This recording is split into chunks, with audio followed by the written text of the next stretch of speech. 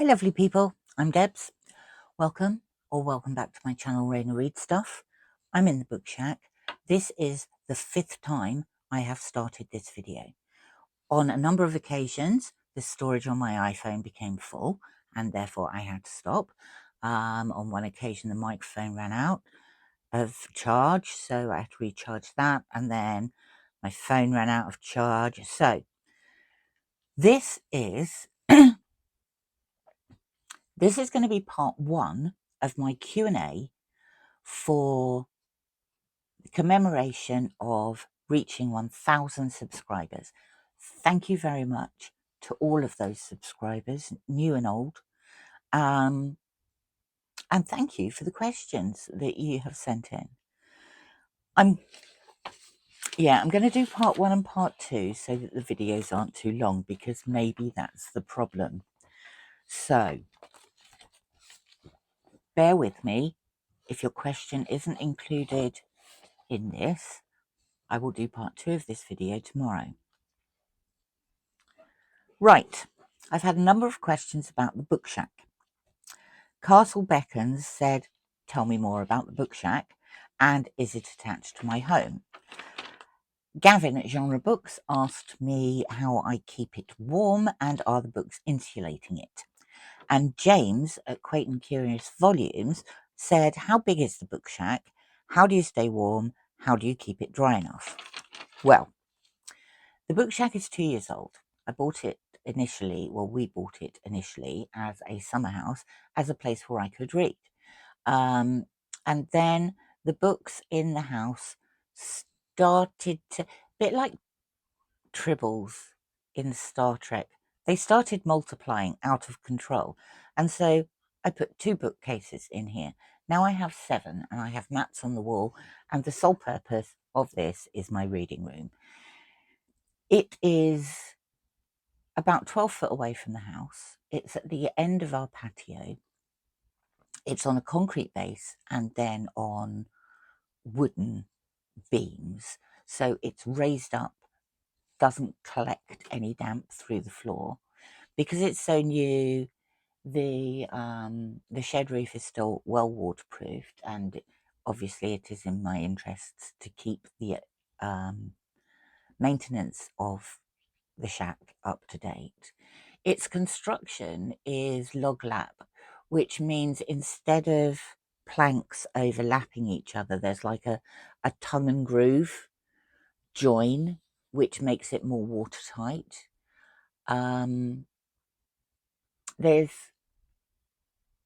There's a couple of air holes at the apex of the roof either side. There's small holes like that let the air circulate but don't let the rain in.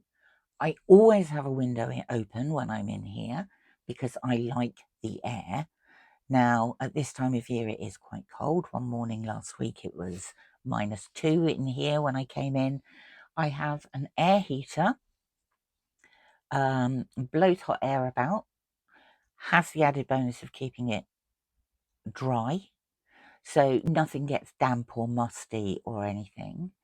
I also have a box of blankets over there for when I don't have the heater on. At the moment, these are the controls to a little weather station I've got on the roof, but you can see on there, at the moment, it's 14.8 degrees C in here and 4.1 degrees C outside. So yeah, it does stay warm, and yes, Gavin, I do think that the books help insulate it. So that's the book shack questions. Now, Helen Clare, who is a lovely commenter, said the book shack blows away. That would be a disaster. You can only replace 5 books. Which do you replace? It took me a long time to come up with these. I would take The Complete Jeeves and Wooster by P.G. Wodehouse, because P.G. Wodehouse is one of my favourite authors, and that would keep me entertained. I would take the complete works of Shakespeare, because there are many, many that I haven't read, and so reading something new, and I enjoy the works of Shakespeare. I would take a book I'm currently reading called The Top 500 Poems, which has been edited by William Harmon and is a Columbia anthology. And I have a developing interest in poetry, so I'm not very far into it either, so that would give me plenty of new stuff to read. Then I would take a book called Broken April by Ismail Kadare, an Albanian author, another one of my favourite authors. And I would take, I'm a big fan of Scandi Noir, so I would take a book by Yrsa Sigurðardóttir, an Icelandic author. I would take one of hers that I haven't read yet. Now, Helen also asked how I'm now allowed to go shopping.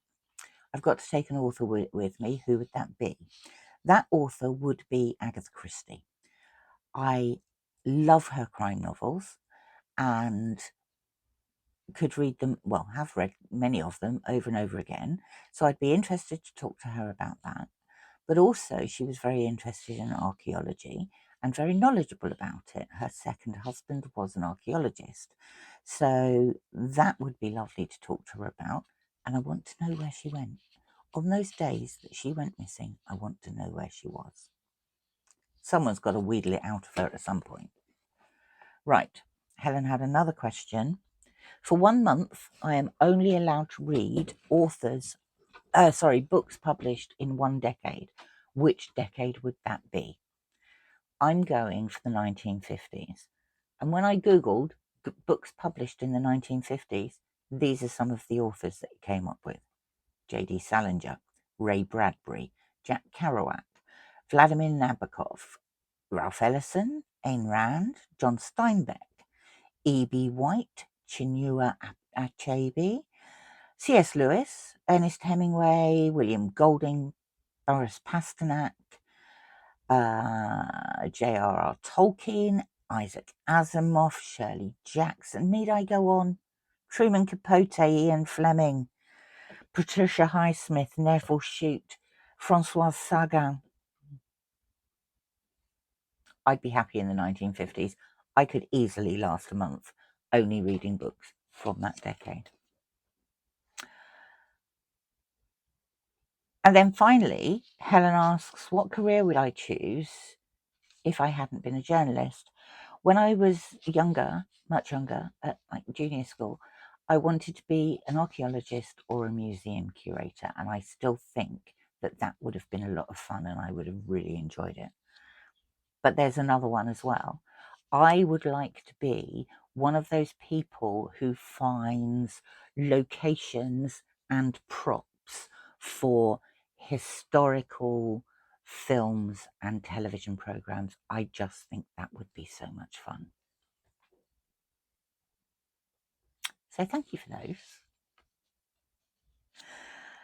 Right. Yeti J said, I read a lot of different genres. What are my musical tastes? And do I read whilst listening to music? I don't read while I'm listening to music because I can't do two things at once.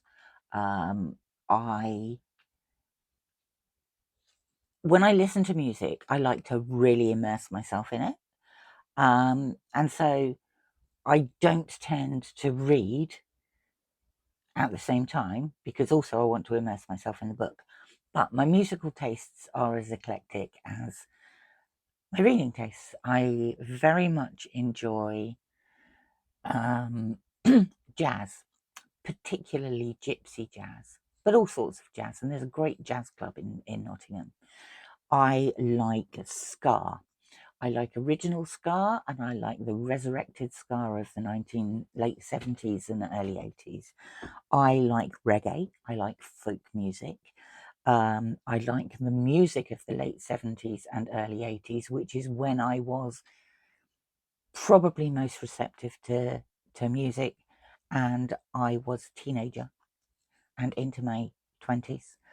I enjoy folk music, I enjoy blues, I enjoy big ballads, and I absolutely love Motown. I sort of drifted off listening to modern stuff, probably just after the 2000s, yeah, the turn of the new millennium. I listen to some occasionally, but I'm much better stuck in the past with my music taste. I love classical music as well. Also, Yeti J asked, how many books do I average a month? A lot. Most months I get through between 20 and 30.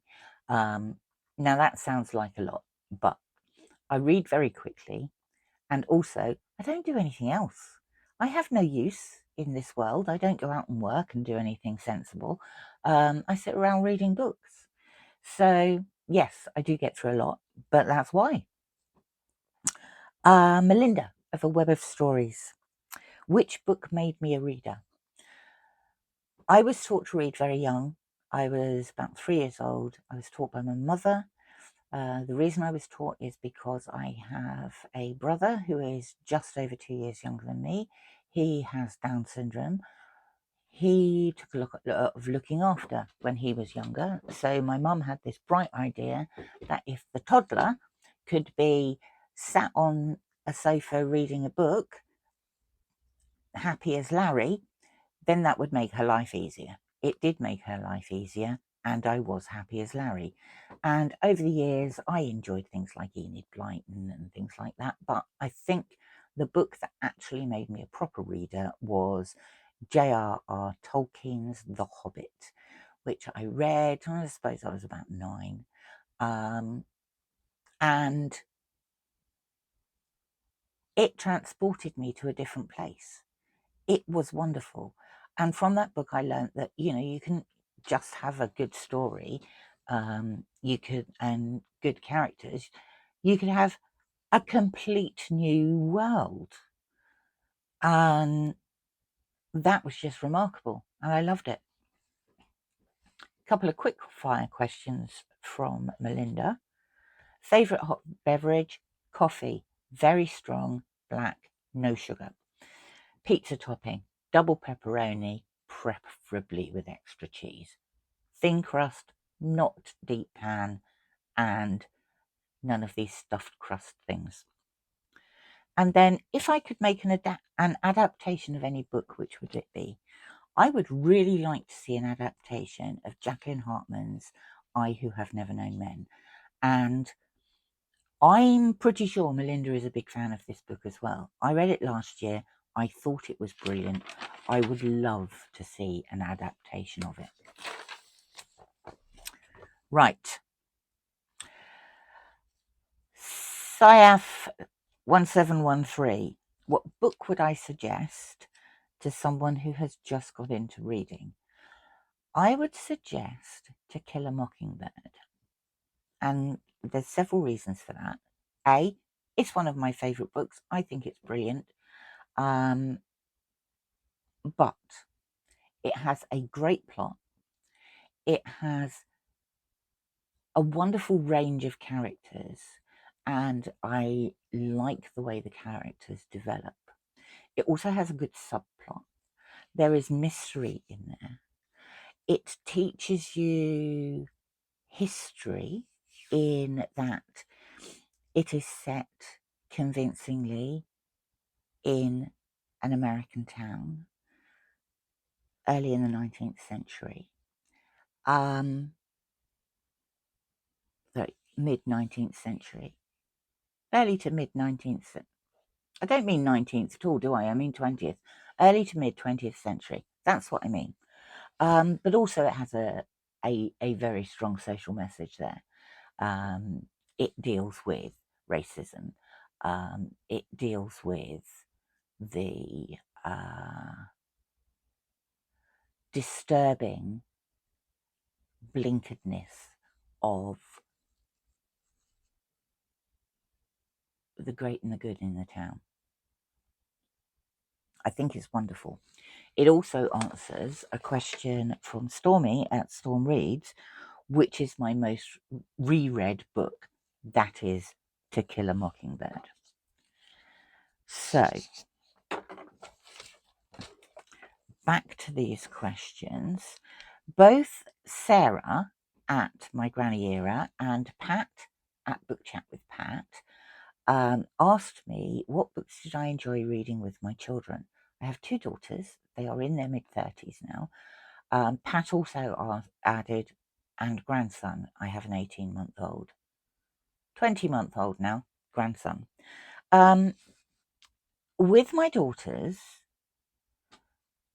one of the reasons Sarah asked me this is because she homeschools her children, and she knows that I had homeschooled my daughters for about 2 years when they were younger. They were about 7 and 9. Michael Morpurgo, who is absolutely my favourite children's author, I discovered by reading his books with my children, and they are brilliant. I think we started with a book called The Butterfly Lion, which was just amazing. One of the reasons I like Michael Morpurgo, and he's very prolific, he deals with subjects that other children's authors don't dare to touch in books for children. He deals with death, he deals with war, he deals with things like the foot and mouth crisis, where farms were just decimated with all their animals killed. And it doesn't seem to be children-friendly stuff. He doesn't dumb it down, he doesn't soft soap it, but he writes these books and makes these subjects accessible to children, and I think that's an incredible talent. The other author that I enjoyed reading either with or to my children, and I'm looking forward to reading to my grandson, is A.A. Milne. They loved Winnie the Pooh. I loved Winnie the Pooh. I still love Winnie the Pooh. The stories were great, always good fun to read, but the poetry was just brilliant. It's got that sing-songiness about it that makes it really suitable to read with children, and I just loved it. I thought it was fabulous reading experiences. Right. Dawn Liz Reads. Dawn Liz is a newspaper editor. Well, she edits and copy edits, etc. What is an immediate DNF? And we share this. If a book has no punctuation and it has no capital letters, I will not read it. I don't care how wonderfully experimental and modern it is. Punctuation is there for a reason. I like it. I enjoy commas. I enjoy full stops and question marks. Not so much exclamation marks. I don't mind them in moderation, but they shouldn't be overused ever. But I do like capital letters, and I do like apostrophes, and I do like all of the punctuation in the right place. And if it's not there, no, I'm done. Right. Ariane, the lovely Ariane, who I enjoy many group reads with and is a regular commenter on my channel. If you could step into a world for the day, what book would you choose and why? Now for this, I've gone with A Magician's Nephew by C.S. Lewis. In the timeline of Narnia, it is the first book. And in this book, two kids called Diggory and Polly find their way to Narnia, and they do that. They've found some rings. The rings are different colours. One ring takes you to a forest, and in this forest are a load of pools. A different colour ring, if you jump into the pool, a different colour ring will take you somewhere. And the other coloured ring will bring you home again. But that's how they found Narnia. But Diggory and Polly don't go in all the pools. I want to know what's in the other pools. So if I could spend a day in a world, I would spend a day in that forest with those rings, jumping in the other pools just to see where they go. This one made me laugh. Lola Fierce. Sometimes your glasses have a right arm, sometimes they don't. Right. The story of my glasses. I broke my glasses.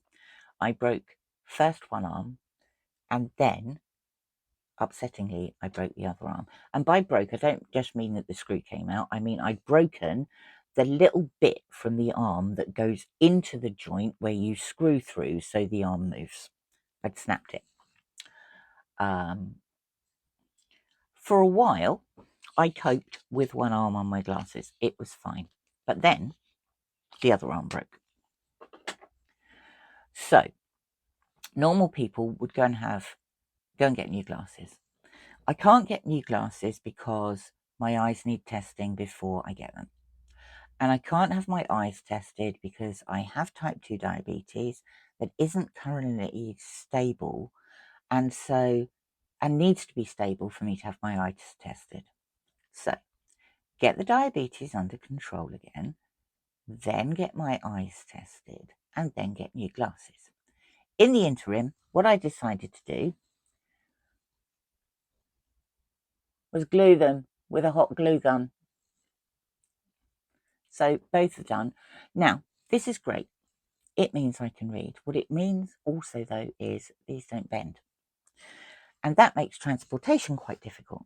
So if I'm going anywhere and I put them in my handbag, and no matter how carefully I think I've stored them, when I bring them out again when I get home, you can guarantee one of the arms has fallen off. And then I go through the process again.